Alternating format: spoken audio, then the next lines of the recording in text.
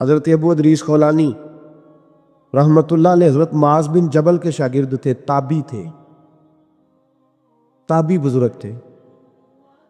فرماتے ہیں کہ میں جب سے حضرت معاذ بن جبل کی صحبت میں بیٹھا نا تو برے کاروباروں سے میری طبیعت و چاٹ ہو گئی۔ کئی کاروبار میں دیکھتا تو جھوٹ بولنا پڑتا، اس میں بڑا کچھ کرنا پڑتا تو مجھے ڈر آتا۔ آپ فرماتے ہیں میں نے نا بڑی کوشش کی پر میری مرضی کا کام مجھے صوفی کاہل نہیں ہوتا۔ فرماتے ہیں میرے اندر طاقت تھی کہ میں حلال کما کے بچوں کو کھلاؤں پر میری مرضی کا کام نہیں ملتا تھا، حد ہو گئی۔ اور جب انسان نیکی کی طرف آتا ہے تو کچھ نہ کچھ آزمائشیں ضرور آتی ہیں، یہ پکی بات ہے، پکی بات۔ جب وہ غلط ملت کر رہا ہوتا ہے تو اس کو لگتا ہے سارا کچھ صحیح ہے، جب سیدھا ہوتا ہے تو بہت ساری پریشانیاں بھی ضرور آتی ہیں، یہ مزاج ہے دین کا۔ آپ فرماتے ہیں میں پریشان رہنے لگا، حالات خراب ہونے لگے، آزمائش سخت ہونے لگی، کاروبار بند ہو گیا، کام ہی کوئی نہیں ملتا تھا۔ میری بیوی ناراض رہنے لگی، ہلکا ہلکا تو اس نے مجھے کہنا شروع کیا، پھر جلال میں آ گیا، اور ایک دن مجھے کہنے لگی اگر آج نانا کچھ لے کے آئے تو بچے لے کے میکے چلی جاؤں گی۔ آپ فرماتے میں بڑا پریشان ہوا، نکل گیا فجر پڑھ کے کام کی تلاش میں نے ظہر تک تلاش کیا لیکن مجھے کام نہ ملا۔ آپ فرماتے نہر فرات کے کنارے تپتی ہوئی ریت پہ میں بیٹھا تھا تو میرے دل میں خیال آیا بندوں کی مزدوری نہیں ملتی تو آج اللہ کی نہ کر لیں، آج اللہ کی مزدوری نہ کریں۔ آپ فرماتے ہیں میں نے گرم ریت سے تیمم کیا، وضو کیا وہی فرات، اور گرم ریت پہ کپڑا بچھایا تو نفل پڑھنے شروع کر دی، زور سے اثر تک نفل پڑھی، زور سے۔ چلے میں ایک دعا کرتا ہوں، آپ آمین کہنا، اللہ کرے کہ ہم مغرب کے بعد والے نفل پڑھنے شروع کر دیں۔ نبی کریم سید عالم صلی اللہ تعالی علیہ وآلہ وسلم کے غلاموں کا حال دیکھے، عبادت کا حال دیکھے۔ فرماتے میں نے کہا اللہ کی مزدوری کرے، زور سے اثر تک نفل پڑھے گرم ریت پہ، اور جب اثر ہوئی نا تو میں نے اپنے رومال میں نا تھوڑی سی ریت باندھی، گھر کی دیواریں چھوٹی چھوٹی تھی، میں نے کہا بیوی نے دیکھا نا خالی ہاتھ ہے تو اندر سے شور کرے گی، ہم صاحب ہی سنیں گے، تو چلو جب دیکھے گی نا رومال میں کچھ ہے حوصلہ کرے گی، جب اندر جاؤں گا تو سمجھا لوں گا۔ آپ مسکرا رہے ہیں نا ہلکا ہلکا، اس کا مطلب ہے ان باتوں میں کافی صداقت ہے کہ پرانے بزرگ کر گئے، تو اس کا مطلب یہ ہے کہ ان میں بہرحال کافی حد تک صداقت ہے، یہ شور ہوتے رہتے۔ کہتے ہیں میں نے وہ کہا کہ چلو دور سے دیکھے گی تو گھر جا کے سمجھا لوں گا۔ آپ فرماتے پہلے میری بیوی دروازے پہ بیٹھی رہتی تھی، بچے بیٹھے رہتے تھے، منتظر ہوتے تھے کہ کچھ لے کے آئے، گھر میں فاقہ ہوتا۔ آج میں گیا تو شور ہی کوئی نہیں، کوئی شے نظر نہ آئی، وہ ریت سے بھرا ہوا میرا پلو میں نے دروازے کے ساتھ رکھا، اندر چلا گیا، بیوی کو آواز دی کہاں ہو؟ کہنے لگی منہ ہاتھ دھو لو، میں روٹی لے کے آئی۔ کہ ہاتھ دھو گئی، روٹی کدھر سے آئی؟ اس گھر میں تو فاقے تھے، کھانا کدھر سے آیا؟ کہتے روٹی لائی، سلاد بھی لائی، دودھ بھی لائی، اس زمانے میں جو نعمتیں تھی پھل بھی لائی، سارا آ گیا۔ میں نے گور کے دیکھا، میں نے کہا کدھر سے آیا یہ سارا کچھ؟ کہاں ہے بچے؟ کہنے لگی روٹی کھا کے باہر نکل گئے۔ میرے دل میں خیال آیا میری بیوی کا کردار تو چاند سے زیادہ اجلا ہے، تو یہ سارا کچھ کیسے آیا؟ میں نے کہا یہ کہاں سے آیا سارا کچھ؟ تو کہتی ہے میری طرف دیکھ کے کہنے لگی پتہ نہیں آج کس کریم کی مزدوری کرنے چلے گئے تھے، پتہ نہیں کس کریم کی مزدوری پہ چلے گئے تھے، زور ہوئی ہے تو اس نے اناج کی بوریاں بھیجی ہیں، چاول بھیجے ہیں، پھل بھیجے ہیں، اتنا کچھ بھیجا ہے کہ میرے گھر میں رکھنے کو جگہ ہی کوئی نہیں۔ یہ کہتے کہتے اٹھی اور کہنے لگی پہلے ہی بڑا آیا تھا، اب اور کیا لائے ہو؟ آپ فرماتے میں سکتے میں تھا، اس نے جا کے میرا رومال جو کھولا، میں ریت لایا تھا، رب کریم نے ہیرے بنا دیے، وہ ہیرے بن گئے۔ آپ فرماتے کہنے لگی کس کریم کی مزدوری پہ گئے تھے؟ فرماتے میں اٹھا اور کچی زمین پہ سر سجدے میں رکھا، میں نے کہا مالک میں ساری زندگی دنیا راضی کرتا رہا، لوگوں کے دروازوں پہ کھڑا رہا، تعلقات بنا کر تھوڑی سی روزی کے لیے جدوجہد کرتا رہا، دھتکارا گیا، ستایا گیا، مولا میں تو تیرے دروازے پہ آج آیا ہوں، پوری دیہڑی بھی نہیں لگائی، زور سے سب ڈیوٹی کی ہے، اللہ تیری تھوڑی مزدوری کا اتنا اجر ملتا ہے؟ خدایا تو اتنا نوازتا ہے. فرمایا اللہ میں محنت بھی کروں گا, کام بھی کروں گا, لیکن دنیا کی مزدوری تھوڑی کروں گا, مالک تیری عبادت زیادہ کروں گا. بھائی یاد رکھو, ہم ساری زندگی لوگ قبروں میں چلے گئے, مسجد نہیں آئے. قبروں میں الہاکم التکاثر حتی زرتم المقابر, قبر میں جانے کا ٹائم آیا, لوگوں کی نمازیں پڑھ دی گئیں, پر لوگوں نے نمازیں شروع نہیں. نمازیں پڑھ دی, کہیں لے جاؤ, شادی کا موقع ہے تو وہ کراچی جانے کو تیار ہے, لیکن چند فرلانگ پہ مسجد ہے, مسجد جانے کو تیار ہے. اللہ کے ولی کی علامت ہے, وہ عبادت گزار ہوتا ہے. اور جو نہ نماز پڑھے نہ نماز پڑھائے, وہ زندیق تو ہو سکتا ہے, پیر ہو سکتا, میں ذمہ داری سے کہہ رہا ہوں, زندیق تو ہو سکتا ہے پر پیر ہو سکتا.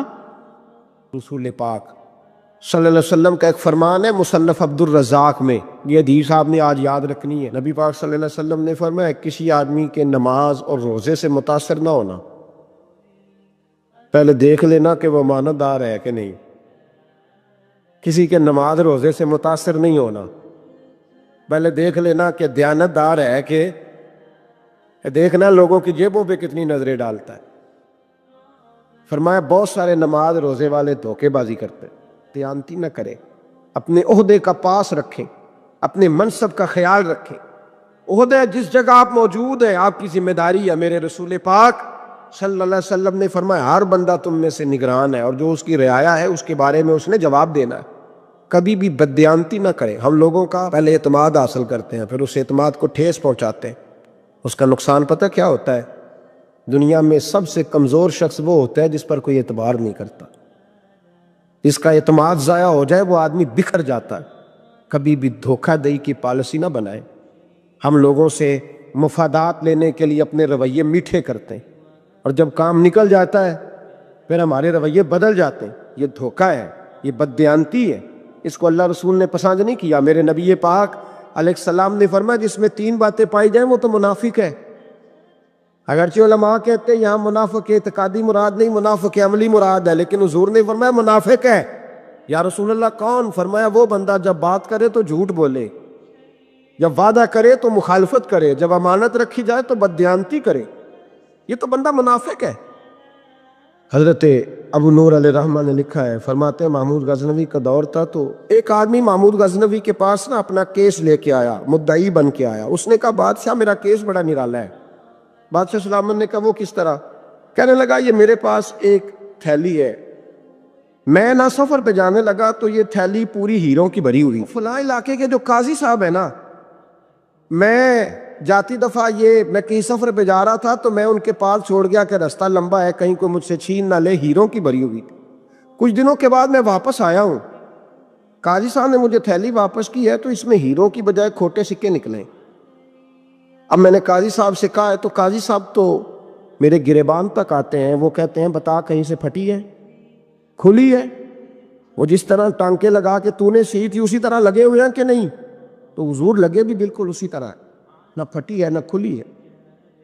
اب میں لٹ گیا ہوں, میری کل عمر کی کمائی ضائع ہو گئی, کھوٹے سکے کہاں اور ہیرے کہاں؟ تو مہربانی کرے.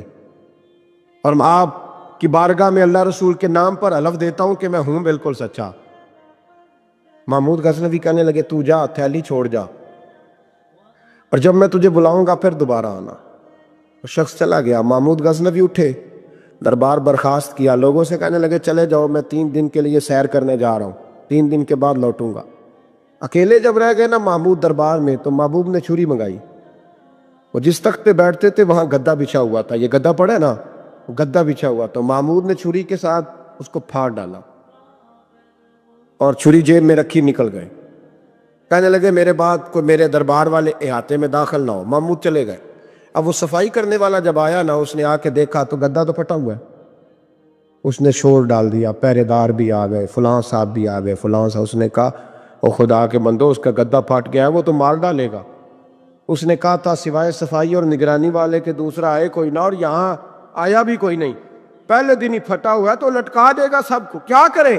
شور ہو گیا, سارے دربار کے ملازمین اکٹھے ہو گئے. ایک بندہ بولا, کہنے لگا فکر نہ کرو, میں کیسے بندے کو جانتا ہوں, اس طرح سیے گا کہ جس نے پھاڑا ہوگا اسے بھی پتہ نہیں چلے گا کہاں سے پھٹا تھا. ایسا بہترین رفو کرے گا کہ پتہ بھی. اس نے کہا یار ہم سارے ایک ایک مہینے کی تنخواہ دیتے ہیں, تو بندہ بلا. وہ بلا لیا اس کو, اس کا نام محمد رفو گر تھا. وہ آیا, اس کو گدا دکھایا, کہا یار اس طرح سینہ پتہ نہ چلے. اس نے کہا فکر ہی نہ کرو, میں بڑا کاریگر ہوں. بڑے بڑے کاریگر لوگ نہیں ہمارے ملک میں پائے جاتے, کوئی نشان چھوڑتے ہیں پیچھے. بڑے کاریگر یا پیسے ہونے چاہیے, بڑے بڑے کاریگر بندے. آپ یقین کریں ایسا ایسا فلسفہ. یہ عمرہ عبادت ہے نا, سرکار دو عالم صلی اللہ علیہ وسلم کی بارگاہ کی حاضری بڑی نعمت ہے نا. تو سعودی گورنمنٹ نے پابندی لگا دی. خیر ان کی بھی زیادتی ہے, اس طرح کی پابندیاں شریعت اسلامیہ میں جائز نہیں. اللہ کے گھر مسلمان جب چاہے جا سکتا ہے, لیکن وہ کہتے ہیں جی 2000 ریال دے جس نے 2 سال بعد بھی آنا ہے. انہوں نے پابندی لگائی تو ہمارے ایجنٹوں نے بھی کئی خاص ٹریننگ حاصل کی ہوئی ہے, پتہ نہیں کہاں سے سیکھ کے آئے, انہوں نے بھی رستہ نکال لیا. ایک سال سے میں نے کہا کہ جناب وہ 2000 ریال لگ گیا تو کیا کرنا ہے؟ کہنے کوئی مسئلہ نہیں, پاسپورٹ نواں بنوا لو. گنجائش ہے, یعنی ہر شے کا حل ہے. اور میں نے کہا یار اب عمرہ کرنے جاتے وقت بھی بندہ دھوکہ دے کے جائے, اللہ کے گھر جاتے وقت بھی اس طرح کی حرکت کرے, کیا حال ہو گئے. ہر چیز کا لوگوں نے حل نکال لیا, ہر چیز کا لوگوں نے سٹائل بنا لی. ایسا نہ کریں, یہ درست نہیں.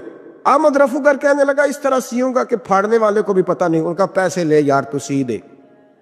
اس نے سی دی, اگلے شام ہی لا کے بچھا دیا گدا. تیسرے دن بادشاہ سلامت آئے, آ کے پہلی نظر گدے پہ ڈالی. اس نے بلایا سب ملازمین کو, کہا کس نے سیا ہے؟ کہا جناب کیا ہوا؟ کہا یہ پھٹا ہوا تھا. کس نے؟ کہا نہیں پھٹا ہی نہیں. وہ کہنے لگے بنو بات میں خود پھاڑ کے گیا تھا, تو بتاؤ صحیح سیا کس نے ہے؟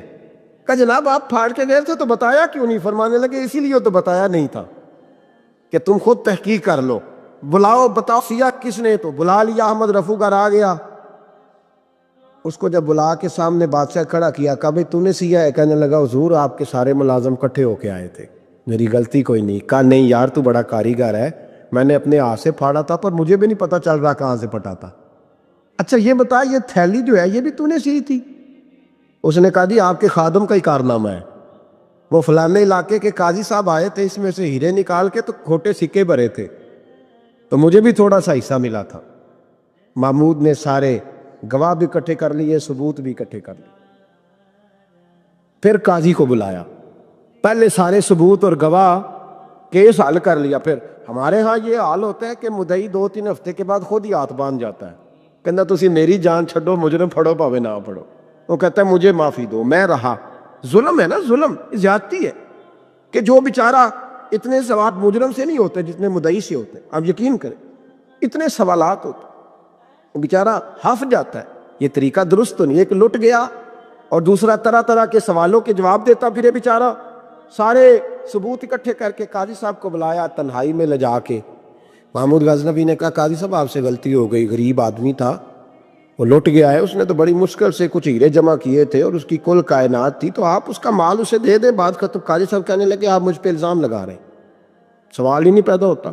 آپ میری داڑھی دیکھیں, آپ میرا اعزاز دیکھیں, دنیا جانتی ہے میں اس کا. قاضی صاحب انسان بھول ہی جاتا ہے, بندہ بھول جاتا ہے, غلطی ہوگی مال نے. کہا نہیں سبق. کہا میں تنہائی میں پوچھ رہا ہوں, میں اس وقت پوچھ رہا ہوں جب دوسرا موجود کوئی نہیں. آج توبہ کر لے, میں کچھ نہیں کہوں گا, تو میری زبان پہ اعتبار کر, تجھے پتہ ہے میں جو کہتا ہوں اس پہ عمل بھی کرتا ہوں, باز آ جا. پر قاضی نے کہا نہیں میری غلطی کوئی نہیں. محمود نے پھر بھرے دربار میں بلا لیا, مجمع عام میں. مہلت کے دنوں میں جو توبہ کر لے وہ بچ جاتے, لیکن لوگ رسوائیوں کے دنوں میں پھر واپس لوٹتے ہیں اگلا گھر دیکھ کے, پھر حالات اور طرح کے ہو چکے ہوتے. جب بڑے دربار میں قاضی کو بلایا, بھائی تو مانتا ہے کہ نہیں؟ اس نے کہا نہیں. تو کہا بلاؤ احمد رفو گر کو. جب احمد رفو گر آیا تو بوڑھے قاضی کی ٹانگیں کانپنے لگی, جملے ٹوٹنے لگے, لفظ زمین پر گرنے لگے, بات صحیح نہیں ہوتی, زبان لڑکھڑانے لگی. محمود کہنے لگے قاضی میں نے تجھے کہا تھا وہاں مان جا بات, اب بھرے دربار میں بول. تو جب قاضی صاحب کی گردن خود بخود جھک گئی تو دنیا سمجھ گئی. کہا نکل جا میرے دربار سے. محمود بولے نکل جا, اتنی تجھے عزت دی, اتنی بڑی تنخواہ دی, قاضی بنایا, اور یہ چھوٹی سی رقم کے لیے, تھوڑی سی رقم کے لیے تو بددیانت ہو گیا, چل چلا جا نکل. قاضی دربار سے نکلا تو لوگ لعنتیں برسانے لگے. کل جو دکانیں چھوڑ کے سلوٹ کرنے آتے تھے وہ کہنے لگے اس کی عمر دیکھو, اس کے کام دیکھو. دیکھو اس نے کیا کیا. گھر گیا, بچے جن کے لیے پاپ کمایا تھا, جنہاں لی تو پاپ کمائے ہن کتھے نہیں ہو تیرے گھر دے. وہ بچے کہنے لگے ابا جی ہم تو سکول مدرسہ جانے کے قابل نہیں رہے. امید تھی کہ بیوی ساتھ دے گی. وہ کہنے لگی میں میکے کیسے جاؤں گی, گلی کی عورتیں طرح طرح کی باتیں بناتی ہیں. اور بھائی کامیابیوں کے بڑے سربراہ ہوتے ہیں, کوئی کامیاب ہو جائے تو سارے کہتے ہیں میری سپورٹ سے ہوا ہے. ناکامیاں ہمیشہ یتیم ہوتی ہیں, ناکامیوں کا کوئی سربراہ نہیں ہوتا. جب تک تو قاضی تھا تو بڑے بات تھی, ہر بندہ کہتا تھا رشتہ دار ہے. رسوائی ہو گئی تو وہ تیری آنکھ ہو یا سنگ ملامت کی چبھن, کون پہنچا ہے میرے درد کی گہرائی تک. دور شہرت میں تو یاروں نے کیا یاد بہت, ساتھ آیا نہ کوئی کوچے رسوائی تک. اور میاں صاحب کہنے لگے ساری عمر ہی آٹا گد ہے, میں لکھاں کیتے نہیں پیڑے, اب وقت آیا ہی تے محمد بخشا کوئی نہیں ہو بیٹھا نیڑے. حالات ہی بدل گئے. قاضی خاموشی سے اندر چلا گیا, اپنی رسوائی سمیٹ کے بستر پہ لیٹا. نہ روٹی کی بھوک لگی, نہ پانی کی پیاس لگی, نہ نیند آئی. ساری رات تڑپتا رہا. سویرے گھر والوں نے دروازہ کھولا تو روح پرواز کر گئی تھی, دنیا چھوڑ گیا. حضرت ابو نور علیہ رحمہ بولے, فرمانے لگے یاد رکھو کبھی بددیانتی نہ کرنا کبھی. یہ تو محمود غزنوی کی عدالت تھی, قیامت میں رب کریم کی عدالت لگے گی. اور فرمایا وہاں تو گواہی دینے والا احمد رفو گر تھا, قیامت میں تو تمہارے اپنے ہاتھ پیر گواہیاں دیں گے, ہمارا اپنا وجود گواہی دے گا. اور فرمایا یہاں تو لعنتیں دنیا دار برساتے تھے, وہاں فرشتے ہوں گے. اور قاضی کو تو موت آ گئی تھی, قیامت میں تو دوبارہ موت بھی کوئی نہیں آئے گی, وہاں تو رہنا ہے اور سہنا ہے. بددیانتی معاشرے میں اتنی بددیانتی ہر جگہ. اس معاشرے کا بھی کچھ بنے گا جہاں دوائی بھی خالص نہ ملے, یا دوائی میں بھی بددیانتی ہو. لوگ اپنے بچے کو آکسفورڈ یونیورسٹی میں پڑھانے کے لیے غریبوں کے بچوں کے رگوں میں جو دوائی اتارے وہ بھی 2 نمبر. اتنا بڑا بھی کوئی بددیانت معاشرہ ہوتا ہے کہ لوگ یہاں تک دھندا کریں, یہاں تک کہ لوگ لوگوں کی زندگیوں سے کھیل جائیں اور ہمیں احساس تک نہ ہو کہ کوئی مر جائے گا, کوئی ڈوب جائے گا, کیا بنے گا. اور جس نے وہ رجسٹر کی دوائی کی, اس نے 2-4 لاکھ روپیہ لیا اور اس نے یہ نہیں سوچا کتنے انسان میری وجہ سے مریں گے. قتل صرف یہ تو نہیں ہوتا گولی مار کے مار دینا, لوگوں کی زندگیوں سے لوگ کھیل جاتے ہیں, لوگ تباہی کر جاتے ہیں. بخاری مسلم میں ایک حدیث ہے جس کو پڑھ کے انسان بار بار سوچنے پہ مجبور ہو جاتا ہے کہ اس طرح بھی ہوتا ہے. حضرت انس بن مالک رضی اللہ تعالیٰ عنہ ارشاد فرماتے ہیں ہم سب حضور کی بارگاہ میں بیٹھے تھے, بخاری مسلم ہے. نبی پاک علیہ السلام تشریف فرما تھے, حضور کی عادت مبارکہ تھی جہاں موقع آیا حضور بیٹھ گئے. حضور زمین پہ جلوہ فراز تھے. صحابہ کرام نے سوال پوچھنے شروع کیے, یہ بھی بتائیں یہ بھی بتائیں. کچھ نوجوان تھے انہوں نے کچھ سوالات شروع کیے, انہوں نے بہت زیادہ سوالات کیے کثرت سے. تو حضرت انس بن مالک رضی اللہ تعالیٰ عنہ فرماتے ہیں بہت سوالات, جب زیادہ سوال ہو گئے نا, اللہ کے رسول صلی اللہ علیہ وسلم اٹھ کے نا ممبر پہ بیٹھ گئے. فرمایا پوچھو جو تمہارا جی چاہتا ہے میں بتاؤں گا, پوچھو, کرو سوال کرو. ایک شخص نے اٹھ کے عرض کی یا رسول اللہ میرا باپ کون ہے؟ فرمایا حذیفہ. 2 لوگ اور اٹھے, یا رسول اللہ ہمیں لوگ تانے دیتے ہیں ہمارا باپ. فرمایا تمہارا باپ وہی ہے جس کی طرف تم منسوب ہو, اسی باپ کی جائز اولاد ہو. ایک بندہ اور اٹھا, اس کا لہجہ بھی کچھ اس طرح کا تھا, کہنے لگا حضور میں جنت میں جاؤں گا کہ جہنم میں؟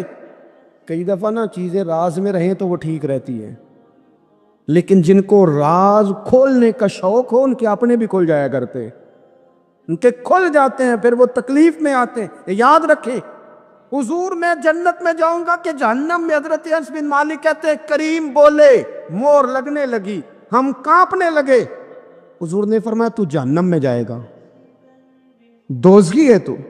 بس جب وہ سناٹا چھا گیا, اب ڈر تھا کہ کچھ اور باتیں نہ, یہ کثرت سوالات کی وجہ سے حضور ناراض ہو گئے.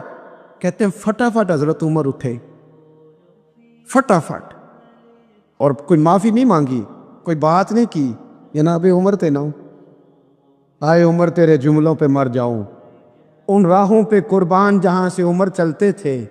ہر حکمران تیری بات کرتا ہے پر عمر تیرے ایک ایک فیصلے پہ میری اولادیں قربان.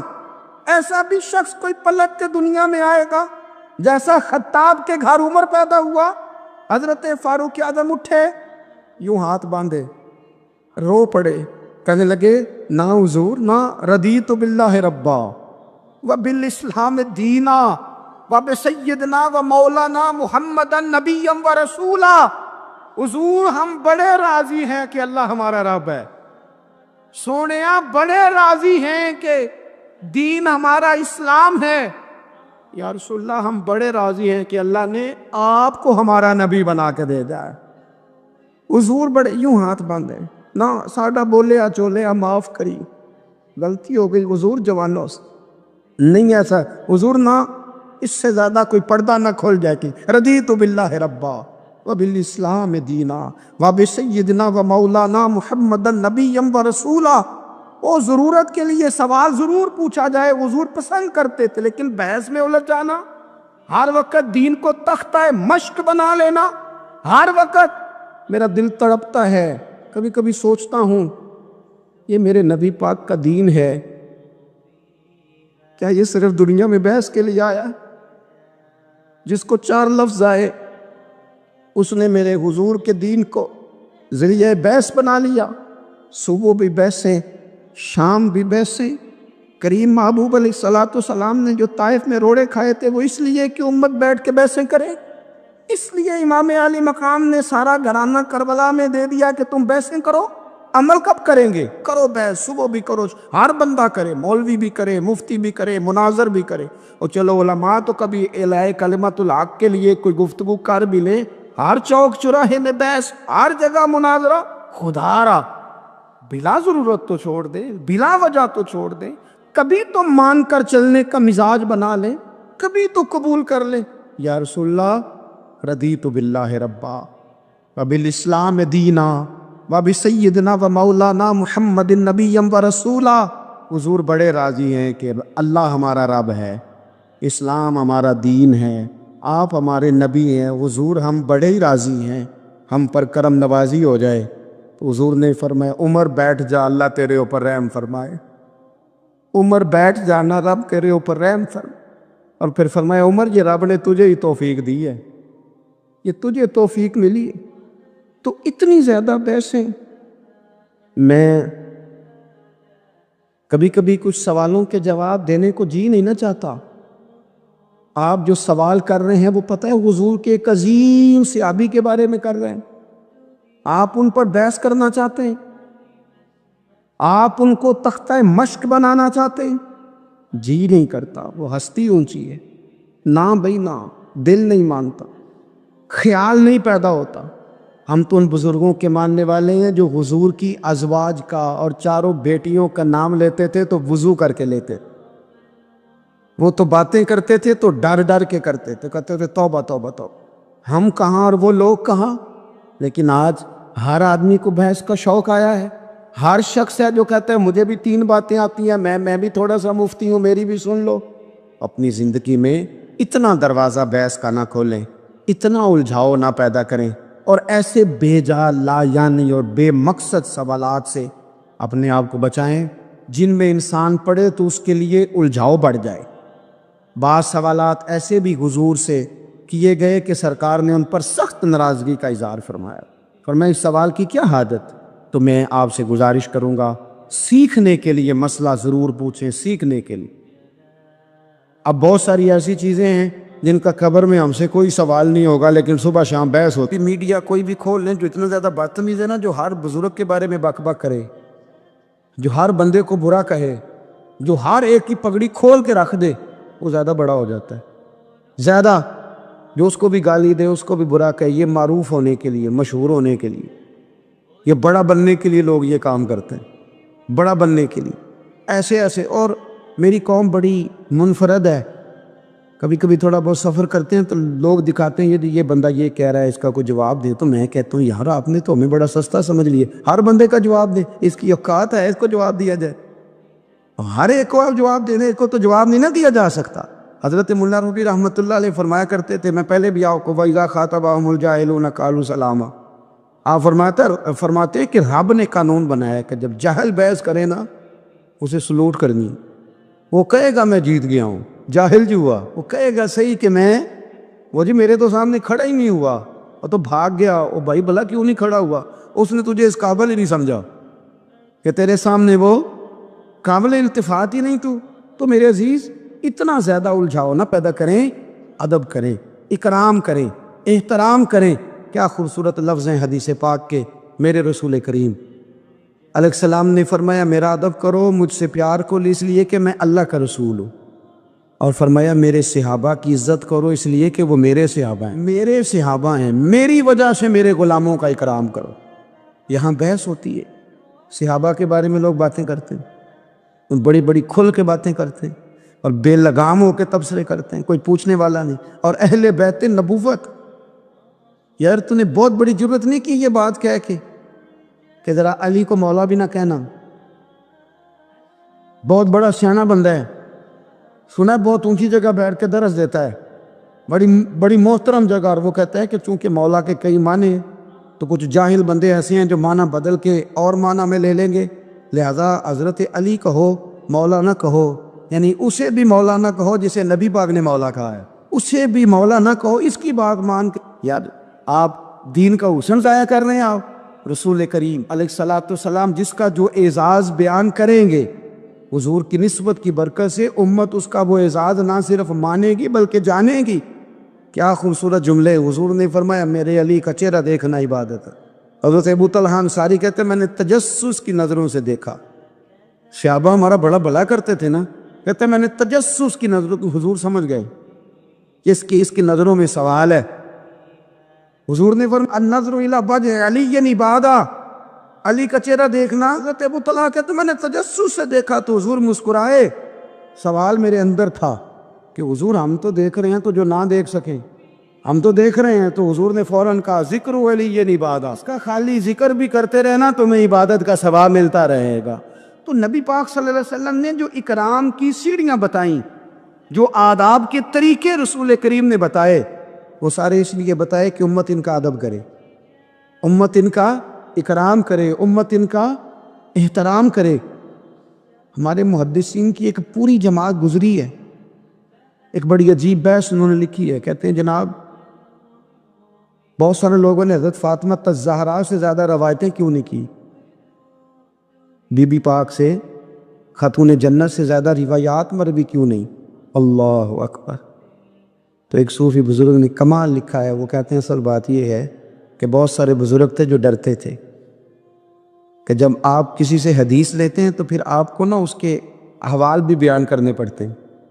تو بڑے لوگ ڈرتے تھے کہ اتنا بڑا نام سیدہ پاک کا اور ہم اس پر بات کریں، سیدہ پاک پہ بات کریں. اعلیٰ حضرت کے چھوٹے شہزادے کی بات میں نے کئی دفعہ سنائی ہے. وہ فرمایا کرتے تھے مجھے اللہ کی عزت کی قسم میں نے اپنے نبی کی بیٹیوں کے نام کبھی بغیر وضو زبان سے ادا ہی نہیں کیے. ڈر آتا او ہو اتنی مقدس ہستیاں، لوگ کانپتے تھے. توبہ توبہ. اب تو بحث کرتے ہیں، کہتے تھے حضور کی ازواج کے بارے میں بات کریں، ام المومنین حضرت ختیجہ کی بات کریں، حضرت حفصہ کی بات کریں، ام حبیبہ کی، سیدہ طیبہ عائشہ صدیقہ کی بات کریں. لوگ ڈرتے تھے خبردار کوئی ایسا جملہ نہ نکل جائے. بھائی نسبت کا اکرام، جب کوئی حضرت عائشہ کی عزت کرتا ہے تو دراصل میرے نبی پاک کا اکرام کرتا ہے. جب اہل بیت نبوت کا ادب کیا جاتا ہے تو رسول کریم کا ادب کیا جاتا ہے.